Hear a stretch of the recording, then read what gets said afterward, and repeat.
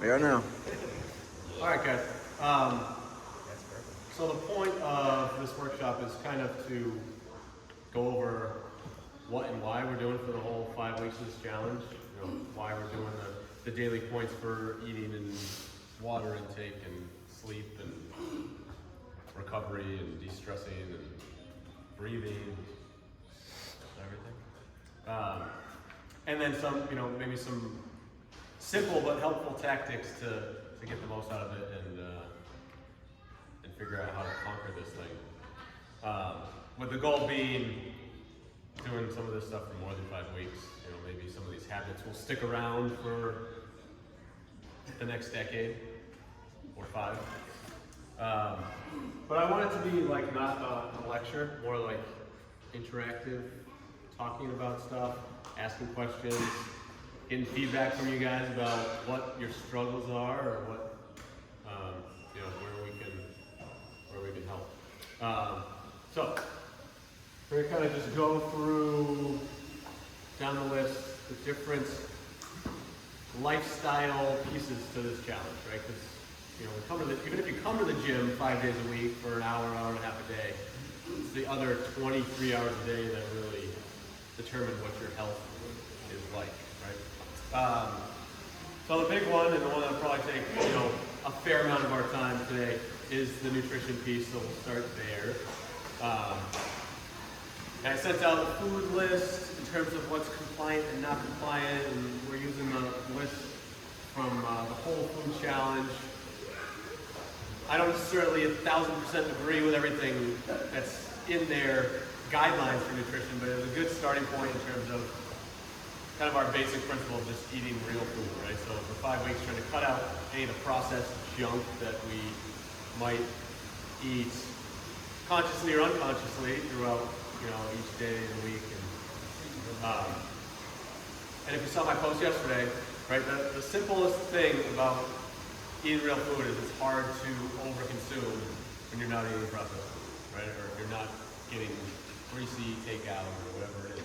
If you are making your food at home and it's whole foods, it's really hard to overeat broccoli and cauliflower, and even potatoes, right? Like, it's a lot easier to get too many calories from bread and pasta and cereal than from potatoes. You're going to get fuller faster because more fiber, there's less carbs in each gram that you're consuming.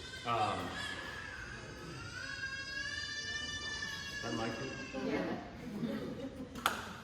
So, the rules are kind of, you don't have to be perfect, and that's another thing that we kind of need to remember with nutrition is just because you had one thing that was not healthy or optimal, you shouldn't beat yourself up or like throw your whole diet out the window and be like, oh, I might as well just make today a full-on cheat day and eat 3 pizzas and drink a bottle of tequila. I wanted to ask, who has, I know some people that are going to answer this already, but who has tracked their macros or calories in the past? I tried and failed. Right, and that's an approach that a lot of people have had success with. And I'm not bashing it, but you can lose weight or stay at a healthy weight without having to, micromanage all the calories and macros and put it into your body every minute of every day. Again, going back to just eating whole foods, you're not gonna overconsume broccoli and all of a sudden be like, oh man, I was on that broccoli diet and I gained 10 pounds. But if you're eating, Cinnamon Toast Crunch, it's pretty easy to eat a whole box and then an hour later you're like, oh, I'm hungry again. Why do you keep looking at him? Because that's what he does. Exactly.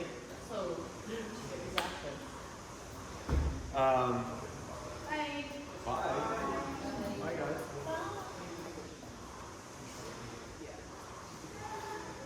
So, we all did our body fat scans, right? Or most of us have. one of the numbers that was on that sheet was our basal metabolic rate, right? So that's how many calories we burn at rest without doing literally anything throughout the day. But if you just laid in bed all day, didn't even blink or whatever, that's how many calories you need to survive, right? For your digestive system to work and your brain to function. And, then you add in just your daily activities of getting up, going to work, moving around all day, and then coming to the gym. You need more calories than that, right? And a lot of people get into trouble by not eating enough. They try starving themselves, and they're starving themselves for years and years and years, and they're like, oh man, I can't eat more than this. I only, they eat like a bird all the time, and they're like, I can't lose the weight. After a long period of under-eating, of starving yourself, that becomes kind of your body's normal. Like your body is very efficient at kind of homeostasis, right? It doesn't want change. It wants to stay the same. That's why losing weight is an uphill battle, right? Because your body's like, nope, I'm going to resist this as much as I can. So if you're someone that feels like you've been starving yourself for a long time, you might need to eat more, right? And the way you can kind of figure that out is, am I getting everything I need in each meal, right? Does each meal have the right amounts of protein, carbs, and fat? And you don't have to measure that, right? You can take a look at your plate, your regular sized dinner plate. Your protein portion should be like fist size, average fist. If you've got little baby hands, you might need a little more. If you've got really monster hands. But if you have monster hands, you probably need more protein. And then fill your plate with fibrous vegetables, right? And if you are someone who's worked out pretty hard that day, you probably want some of those fibrous vegetables to be a good starchy carb source, right? Like potatoes, sweet potatoes, other tubers. Anyone know what a tuber is? Potatoes. Well, there's rutabagas and there's all different kinds of yams and all that stuff that nobody actually buys in the grocery store. Try it out, it's pretty good. If you don't like vegetables, learn to like vegetables. Put enough salt and garlic powder on it, it'll taste good. Roasted Chili, and throw them in there. But I want to hear from you guys. So we've been doing this, nutrition challenge for 3 days now. What is the hardest part? What do you need help with? What is the struggle? Do you feel like you're starving yourself? Do you feel like you're getting enough food? My God, someone say something. For once, yeah. Not a struggle yet? I woke up day 2 and I was starving. I would say more. For once, I don't feel like I'm starving. You don't feel like you're starving? Right, for once. Just making sure that. But I'm also drinking so much. I'm peeing every hour. Right? So much freaking water. Getting used to protein.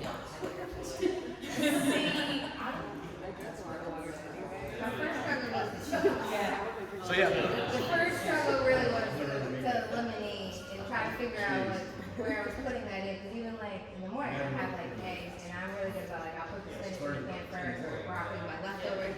But then I always just sprinkle cheese. Yeah. So the first day I was like, no cheese. It's like just A little more salt to get that flavor. Right. And just because I was just adding it. You don't like salt? I do, but it's not the same.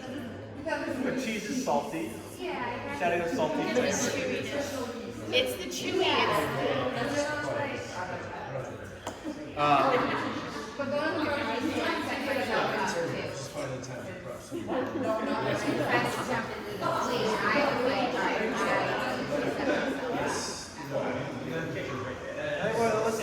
Let's bring this all together. What are we talking about?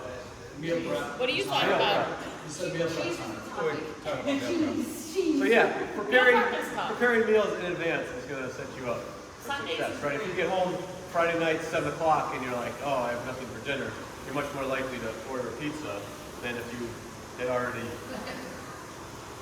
prepared your meal in advance. That's why you have some meals. So go in the freezer. Oh, real nice. And we have a wonderful Someone wants to know about the 5 Ps? Eric, my question is, should we eat, other you know, stuff. I 4 meals a day, 5 meals a day, you know, All right, yeah, guys, that's a good question. Ken was asking how many meals a day is the right number. There's no way. It depends on the person, right? You see the recommendations, you gotta eat 6 small meals a day, or you should only eat 2 big meals a day. Whatever is gonna work for you, your schedule, your work schedule, your lifestyle, your hunger. Some people feel nauseous if they eat a big meal. Other people like to eat 1 big meal and then another big meal, or maybe there's only 1 snack in the middle there. The total amount of food you're eating is what matters. The total calories you're getting in, right? The myth that you can boost your metabolism by eating small meals more often is complete bullshit. Your metabolism is pretty much your metabolism. All those fat burners out there. Boost your metabolism by getting home. If Yes. they weren't, we would not be here. How's that one? Yeah, so going back to a comment Colin made about protein, right? So if you're not eating enough protein while you're trying to cut calories overall, and you're in here lifting weights and working out hard, you're a lot more likely to start losing muscle mass, right? If you're not getting enough protein to help your body recover from those workouts, right? We don't want that. We want that in-body scanner to say you've lost body fat, not muscle mass after Yes. the 5 weeks of that. That says I do more. Right? And on that scan you guys it's got your lean body mass, right? And if you're lifting heavy weights at least a couple times a week, you should be shooting for close to like 1 gram of protein per pound of lean body mass every day. Right? So if your lean body mass is 125 pounds, you should aim for 125 grams of protein.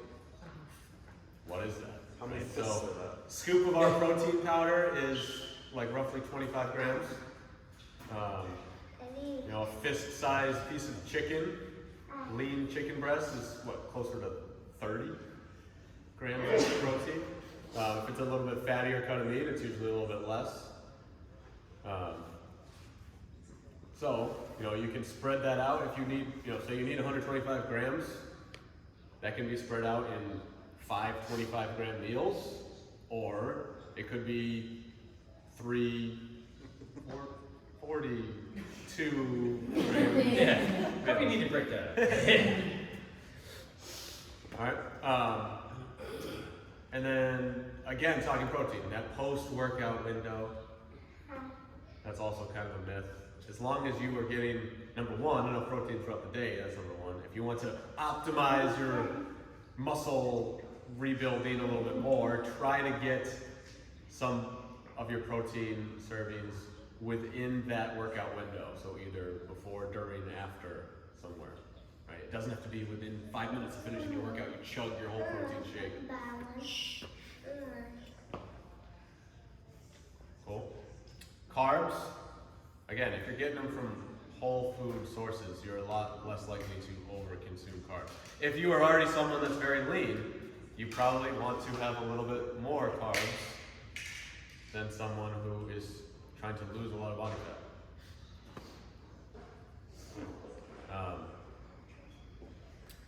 And again, hunger should be your guide a little bit. If you're doing this challenge for a week and you're starving all day every day, try getting some more volume from your vegetables, right? More broccoli, more Brussels sprouts, more of those like heavy fibrous vegetables that are going to fill up your belly without being a ton of calories. Drop in another bottle of water. Yeah, another little kind of hack thing is if you're super hungry, chug a little bit of water before you eat, and it fills you up a little bit, and then it's a lot harder to overeat. Yeah, so that's a good point, and that brings me right into kind of just good food hygiene, right? Good eating habits that are going to help you not overeat as well. Drink your water before you eat your meal rather than during the meal, right? So a lot of times we eat very mindlessly and we're just slamming food down. Slow down, try to chew every bite 20 to 30 times. If you do that, it gives your body a lot more time to send that signal to your brain that you're full. Chew 20 to 30 times. Count. See how much you do. Obviously, some food, if you're eating applesauce, you don't need to chew it 20 to 30 times. But Now, with the, obviously, a lot of people don't like just drinking water. Yeah. What can we add to it, you know, that still qualifies as far as drinking it? That doesn't take away from it. Yeah, I like squeezing a half a lemon into water. Okay. You know, I you asked can him do about herbal the tea, you can do, Distillate stuff. yeah, there's those little, I mean, yeah, there's sugar-free Yeah, flavor. what about like the Crystal Light, you know, the Weilers or Yeah. like an iced tea or something like that? Is I that wouldn't be worried about you getting 5 calories from Crystal Light, so I think you'll be fine if you were to have Honey. So is tea considered like water? Yes, Black coffee, black Yeah, we're sliding right into hydration here, right? So the goal is, 1 ounce of water for every 2 pounds of your body weight is a good starting point. So if you weigh 160 pounds, you should drink at least 80 ounces of water a day. Yes, tea would count towards that. Coffee counts towards that. It's a mild diuretic. It's still hydrating you more than it's dehydrating you. If you're drinking, Dunkin' with 8 and 8, we should talk the nutrition piece a little bit more than the hydration piece. But yeah, half your body weight in ounces is a starting point. When it's hot and humid and you're sweating a lot, you probably need more. We're not worried about that so much right now. But sweat, exercise is going to make you need more water, more hydration than if you were just sitting in bed all day. But going back to good food habits while you're eating, right? In addition to chewing 20 to 30 times each bite, sit down while you eat. Turn off the TV, put your phone down, focus on eating. I know, I'm a terrible example of this, but it really will make a difference in terms of, especially if you're someone that's like, oh, it's 9 o'clock now, I had dinner 2 hours ago, I'm sitting on the couch watching TV, I'm just going to have a bag of chips here. Next thing you know, you've eaten the whole bag of chips without thinking about it. If you're distracted while eating, you're more likely to overconsume than if you're paying attention to eating. And then also, breathing to help with the digestive process. Your diaphragm is kind of involved in helping to keep everything moving down there. If you do some diaphragmatic breathing, that can help start the digestion right after you're done eating. It'll help you relax. Kind of all this stuff leads together a little bit. What else hydration-wise? A good way to kick off your day, right? We've been sleeping for at least 7 to 9 hours. When you get up, you're slightly dehydrated, right? Because you haven't had any liquid during that time. So get up, drink 8 to 16 ounces of water first thing when you get up, right? And then you're on your way to your fluid intake goal. And if you don't like plain water, put a little bit of a lemon in there. That's literally the first thing I do is drink a bottle of water. I hate it, but I've seen a good recommendation. You do your glass of water, you got half a lemon squeezed in it, a little bit of Himalayan sea salt, and you're getting some vitamin C and some electrolytes. I feel like first thing that's in the gonna morning. taste terrible. No, it tastes great. I've done it. Just a little bit of salt. Yeah. It's like Pedialyte. That Yeah, stuff is no fucking Coke and Rim. It's homemade Gatorade. Yeah, not margarita. Homemade Gatorade. Well, I'm sorry.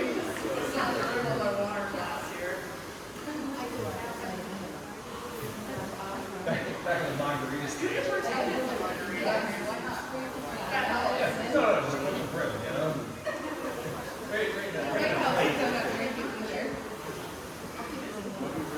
Screw the Rim into the wall.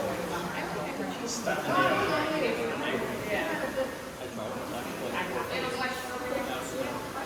Question.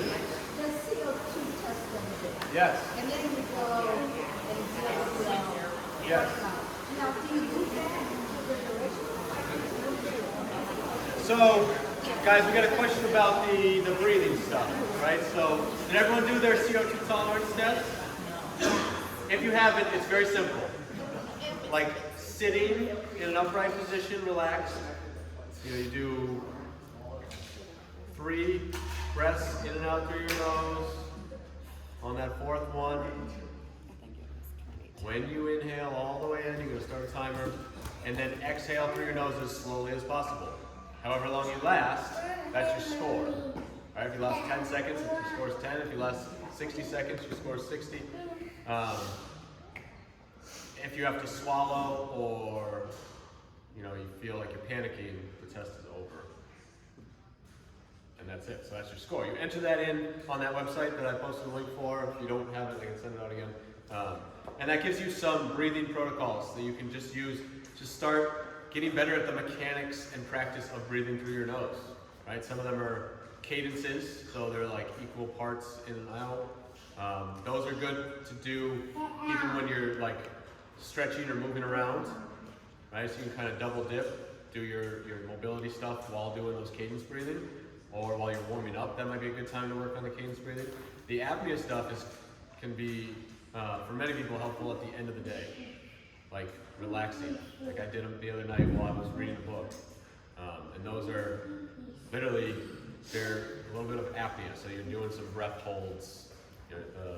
First one, apnea 1, which I posted to start with that one. You breathe in for one part, hold for 2 parts, and then exhale for 1 part, and you're just repeating that. And then as we get a little bit better each week, I'm going to say, okay, let's go to apnea 2. You're doing a little bit longer breath hold, so that's going to start working on that CO2 tolerance a little bit. Cool. Where do I find this information? It's on the Power Speed Endurance website, but I can post the link again.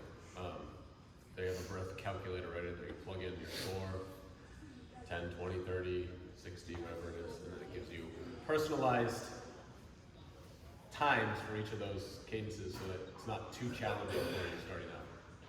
Now when doing that, when you're letting your air out, you're just letting it out slow. Obviously when you're out of breath, that's it. That's when you're done. For the test. For the test. Yes. You Yeah, try to so let it if out as slow as possible for as long as possible. Yeah, so if you swallow or if you hold your breath at any point, you're done with that. Right. Yeah. Did anyone find that extremely difficult? Yes. You set a timer for Yeah. this count. You Yeah. set a timer. Set a timer. Think about it.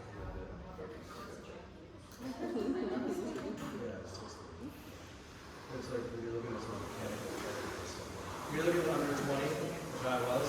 It's like gives you the reason why it's like 4. It says like mechanical failure. Yeah, so if you get a low score on that, if you get a low score on that breath test, they recommend starting with the mechanics of breathing, right? So just doing some of that cadence breathing, some of that apnea breathing, but then also probably some mobility work focused on opening up your ribs and your thoracic spine and even your hips, because you're getting restriction somewhere that is stopping you from taking a full breath. What? Can I find that stuff, some mobility? Yeah, I'm gonna post some good stuff for that too. But I mean, even just when like doing any stretching or mobility stuff, think about breathing into the area that you're stretching. Right? So like I'm trying to open up my ribs.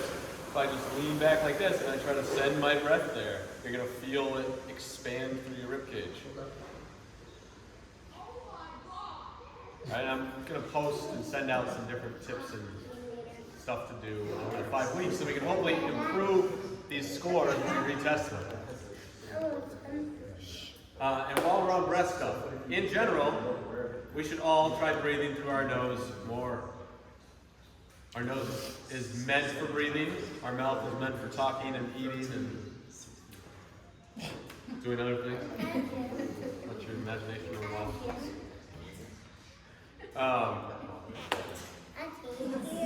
A couple things our nose does that our mouth doesn't do, right? Our nose is actually humidifying the air, especially this time of year when it's cold and dry, right? If you breathe in through your nose is designed to warm up that air before it hits your lungs. It's designed to humidify it so it's the right humidity for when it hits your lungs.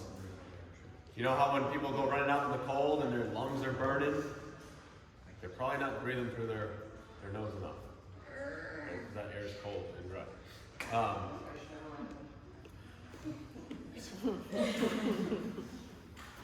Your nose is also designed to filter out allergens and toxins in the air. Right? It's also going to help get the oxygen that you're breathing into the muscles that you're using to work out better. It's more efficient at doing that than breathing through your mouth. When we're going very, very hard, right, that is where our mouth is going to help us pull in more air faster and dump out more CO2 faster. That should only be when we're kind of pushing the limits, ideally. You know, saw my post the other day that I reposted from Dr. Lance. It's hard breathing through your nose if you're not used to it, right? Some people are very good, or they developed it when they were a kid, whatever sport they were doing, or they're just naturally good at breathing through their nose. But some of us have been mouth breathers for a long time. If you're someone that snores or has sleep apnea, or you're always congested, all of those things can improve by breathing through your nose, right? If you have laryngitis all the time.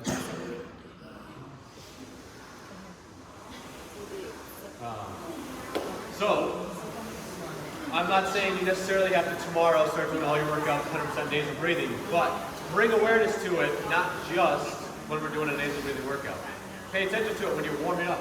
Or if you're at a warm-up pace, there's no reason you should have to be breathing through your mouth. You know, if you're warming up with an empty barbell, you should not be needing to breathe through your mouth. You should be able to breathe through your nose. Sometimes you gotta slow down. All right. Any other questions on the breath stuff? All right. So we're gonna flip back. We're gonna go to sleep now. How much sleep everyone get last night? Oh, I get plenty of sleep. Yeah. I'm winning that bar. Erin's made sure she's stopped during the day just to do it.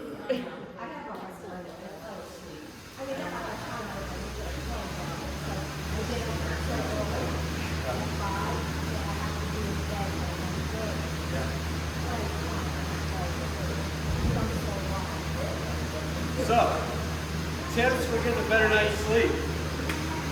Go to bed and wake up at the same time every day.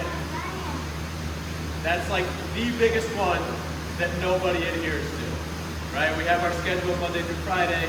The weekend comes, Friday night I stay up late, sleep in Saturday morning, or still get up early Saturday morning. You're not a regular person. You're not a regular person.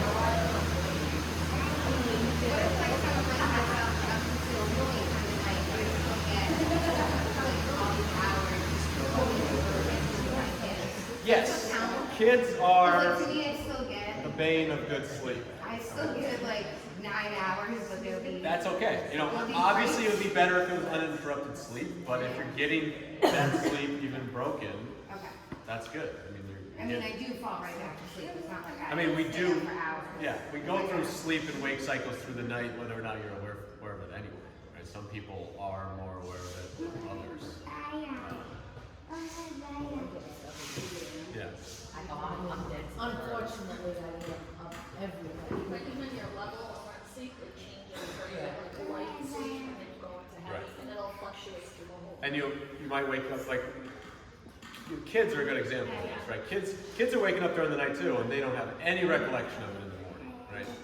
We all used to be like that, and now we're old and stressed, and we're aware of everything, and then we wake up in the middle of the night thinking about all the things we got to do tomorrow, and then we're up for 2 hours before we realize that any time has passed. I have to go to the bathroom. Yeah. That too. Me too. Yeah, me too. I wake up at the same time. So going back to hydration, if that's a problem, stop hydrating like a full hour or two before I've bed. done that, it doesn't work.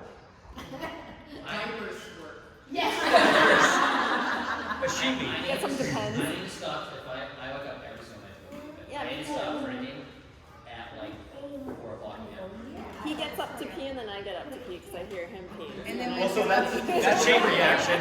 See, I sleep 20 if your sleep is being disturbed, you might be waking and then realizing you have to pee, and so you get up, right? If you're sleeping sounder, you might not actually have to get up to go to the bathroom. So ways to improve that sleep. Like I said, going to bed at the same time every night, getting up at the same time every morning. Your body wants that sleep-wake cycle. It gets our hormones in alignment, right? Cortisol rises and falls throughout the day and the night. When that gets screwed up is when people start having insomnia. If you work shift work, that can really mess you up. Especially if it's inconsistent, where you're working like 2 24s and then 4 days off. It really screws you up. I don't know if anyone in here does that. you're out all night plowing or sanding. 40 20, hours. 30 hours, 40 hours straight. So besides going to bed at the same time, like Callie just said, don't bring your devices into bed with you. Some people are good, they plug them in downstairs. I'm not one of those. It's my life. So yeah, like, everybody agree? I did. Cutting out that blue light. That blue light, studies have shown that really is an issue, right? That's the Comcast box. Yeah. I was like, what? The little The blue light, it's a Comcast box. We used to have our old TV that we had in our room. I put a piece of duct tape over the little light on it and it never shut off. You want a cold, dark cave to sleep in. See? Now you know why I put the fan on. You definitely. It's so he has the heat. It's like 77 in my house. Hot. Can you tell him to stop the wood stove, please? You want it to be cold when you sleep in. And completely pitch black. Especially if you know, if you have shift work, you need that to kind of trick your body into sleeping. Is that an answer?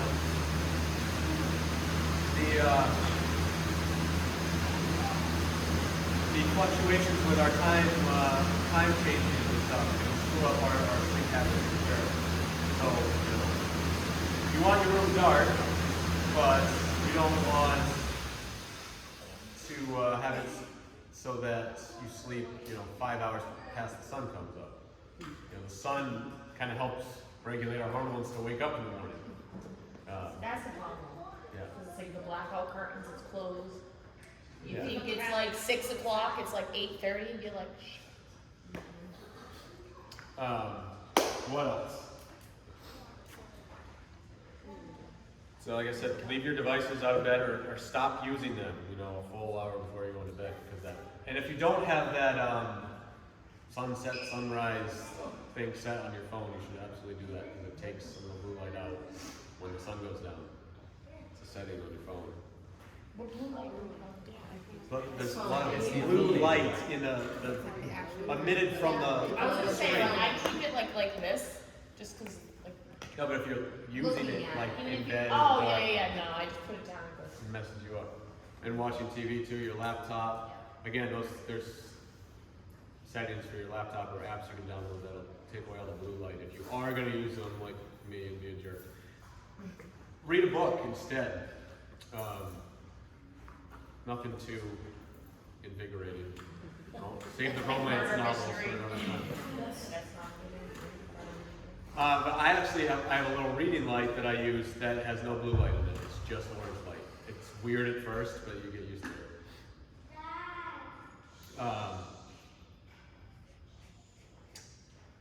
What else? I try not to get up during the night. Even if I have to pee, I just go back to sleep. Hold it. I haven't had an accident yet. Yeah, until your bladder is like, scurrying into the bathroom. Yeah, I mean, just having a routine for bedtime can help. So your body starts to know it's time to wind down, and the breathing drills can help with that, right? So if you get into bed, or even before bed, if you're doing a little stretching, you do a little breath work, and then you get into bed. That's going to help put you into that parasympathetic state so that you relax and go to sleep easier. If you're in a sympathetic state where you're like, go, go, go, go, go, you're going to have a much harder time falling asleep. And that's especially true for those of you who work out in the evening. Like they say, it can take like a full 3 hours after a workout to wind down. So you want to make sure you have some sort of ritual that's going to help you get to that parasympathetic state before you go to bed. If that's, take a cold shower, do a little stretching, a little nasal breathing, get into bed with a good book, call it night.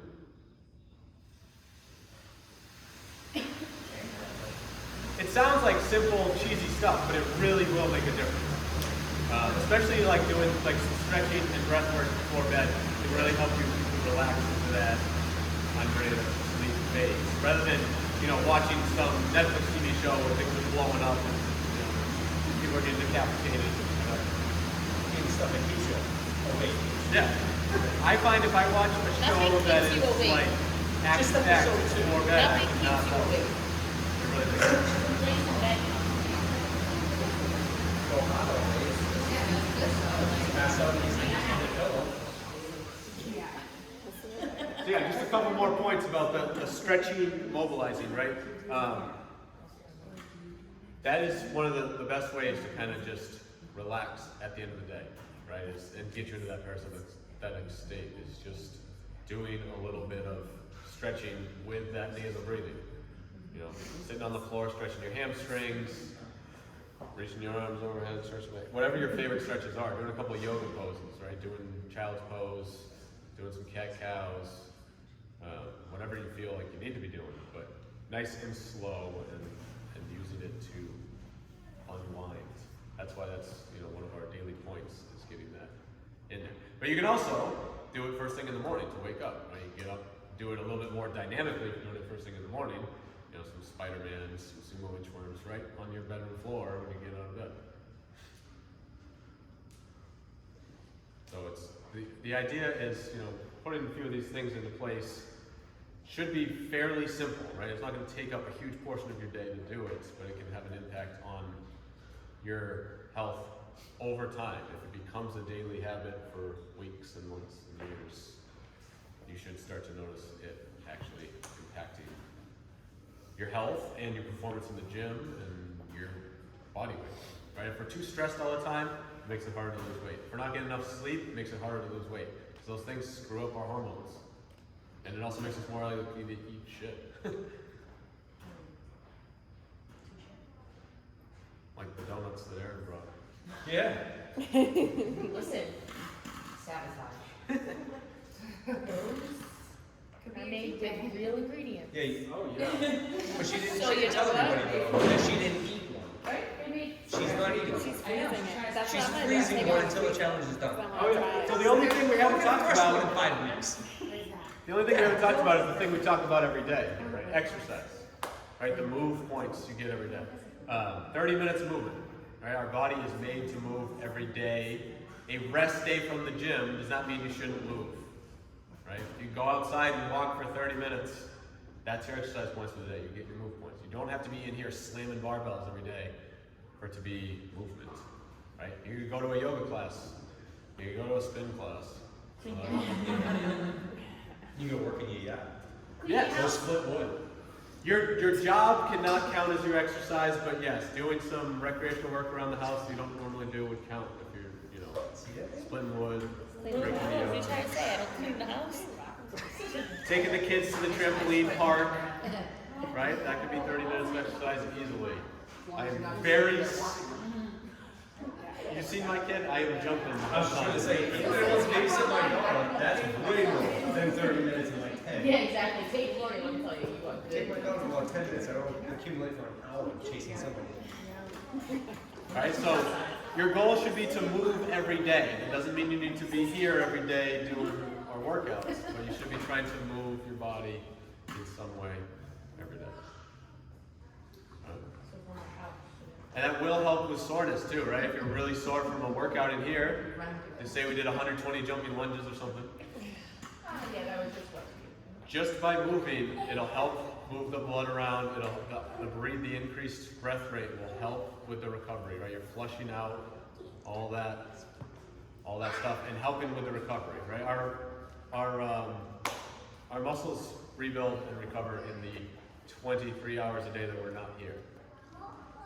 Getting stronger and fitter and bigger muscles and more toned doesn't happen in the gym. You're working out to have the opportunity to recover from that workout. The recovery is where the change happens.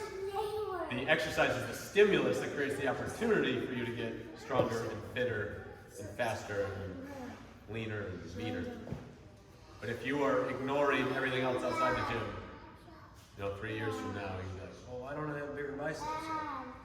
Do more bicep curls. Any questions? Anything we wanted to discuss that we haven't discussed? I had a question back on the food I meant to ask it. How much fruit is too much fruit, like in a Oh, day? so that's something that gets like, Because I've been eating. there's a lot of Instagram nutrition gurus out there that are like, oh man, fructose is gonna kill you if you eat too much fruit. First of all, let's talk about fruit as a group. There's lots of different fruits out there. Some are very high in carbs, sugar. Some are a lot more fibrous and have a lot less, carbs per gram of their weight, right? Things like apples, grapes, pineapples are all pretty high in sugar. Berries, especially ones that you can get locally when they're seasonal, are usually a lot less carbs in them, like strawberries, blueberries, blackberries. What about watermelon? Watermelon is, yeah, it's just a lot of water.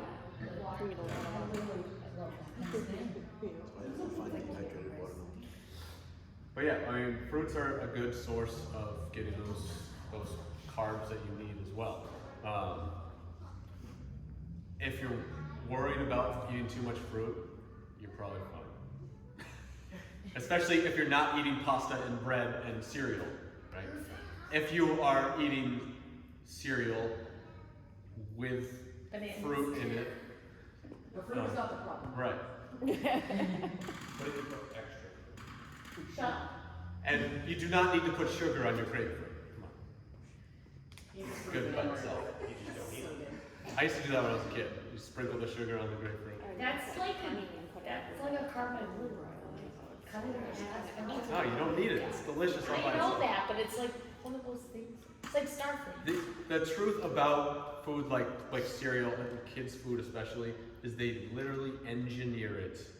These are scientists with PhDs that are engineering it to taste good so that kids will eat as much of it as possible.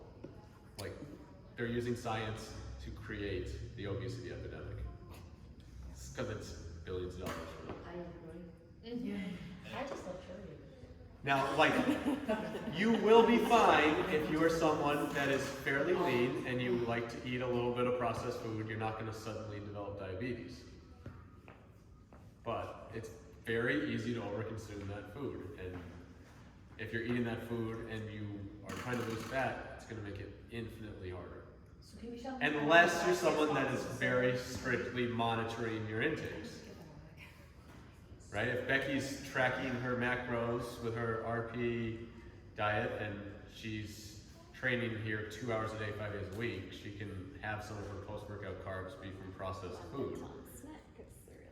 a donut? Because she's not over-consuming her total intake.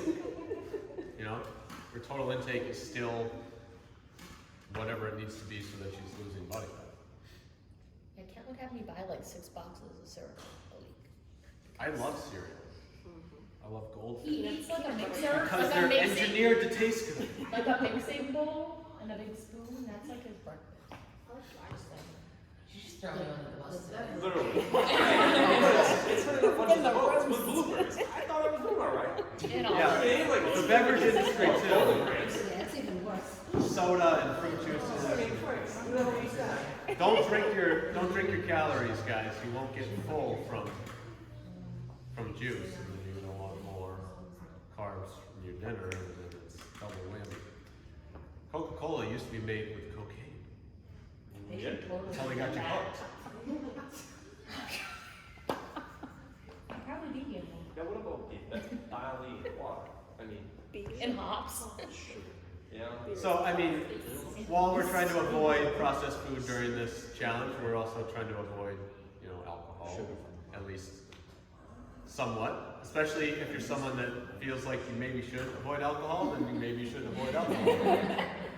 If you like to have one glass of wine on Friday nights when you're making dinner or Saturday or whatever, you're fine. But, if you know that you overconsume it sometimes, then you should probably cut back for the challenge. And that's how the point structure is set up, right? You can still enjoy a glass here or there.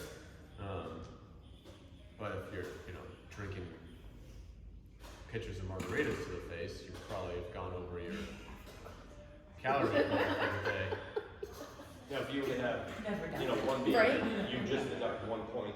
Right, so yeah, one slip up. Yeah, that's what I'm saying. Intentional. 2 glasses of wine, one is a slip up. Right, Yeah. right. Right.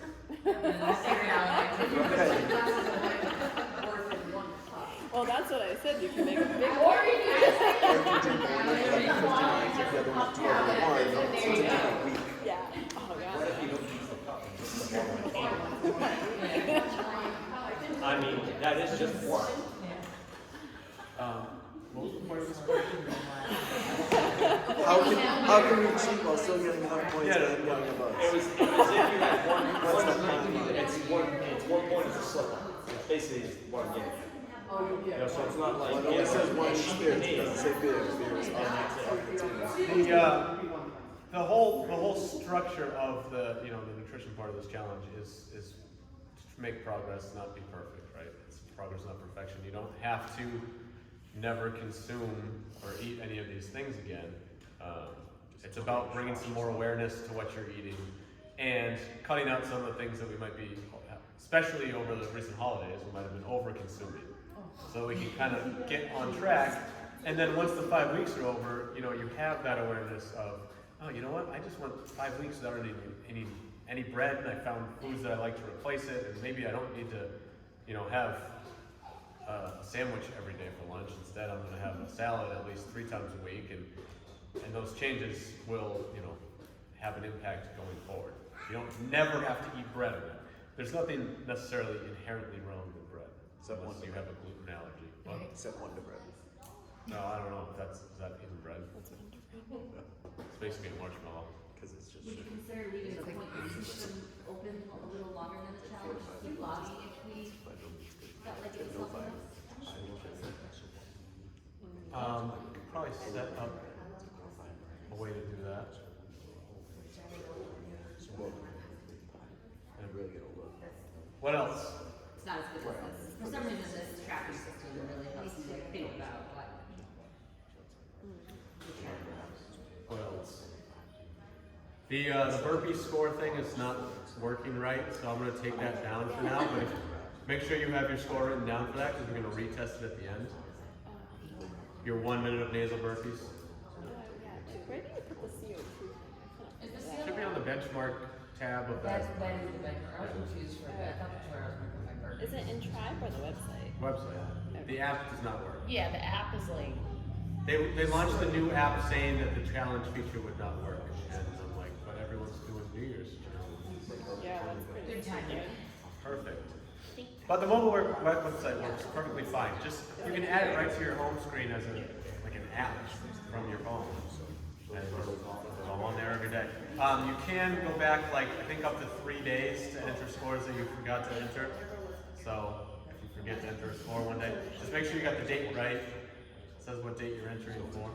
Switches over earlier, it switches at like 7. Yes. Yes, if you load it at night, it'll already be telling you to enter scores for the next day, I think, sometimes. So make sure you got the right day on there.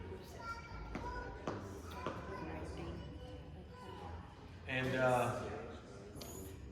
whoever wins is going to get some money.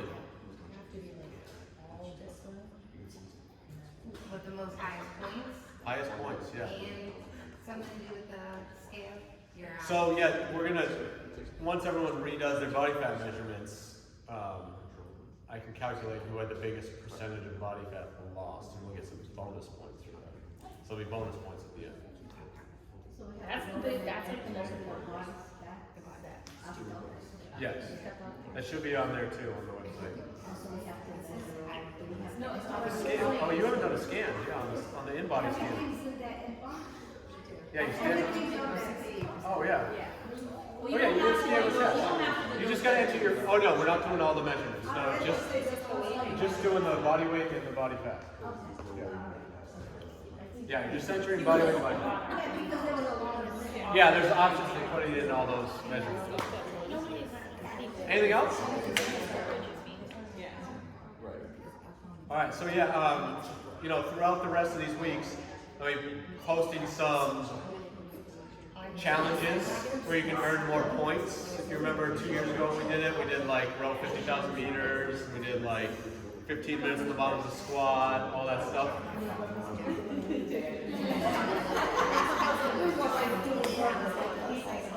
I think Callie did 700 burpees or something that week. Oh, that thing? That's a BS. I did 400 burpees in one night. Yeah, Colin did 70 What? or something. What is wrong with you? 400 burpees? Yeah.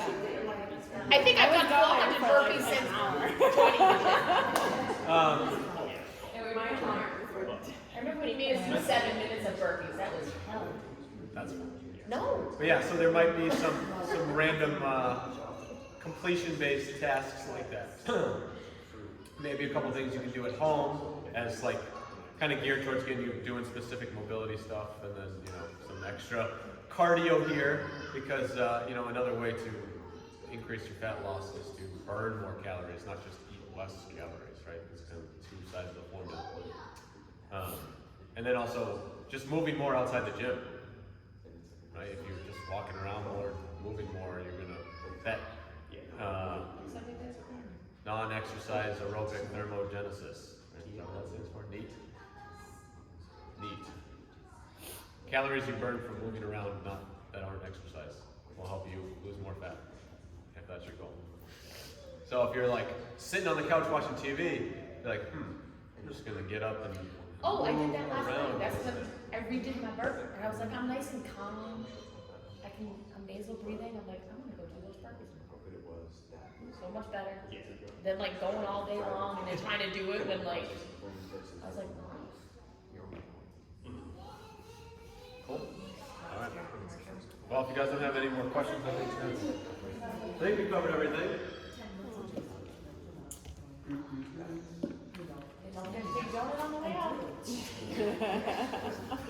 I'll be you can put it watching. in the freezer, people. We can put it in the freezer. That's what I might do. I'll be watching to see who takes a donut. I'll be judging. I'm gonna put it in my freezer. Right? They're too, I'm telling you, it's gonna be too good not to at least put in your freezer. Yeah, it's great. So that's what you're expecting. Yeah, because if I put time, then it would store like the shortest time possible instead of. Oh, okay. So we're talking about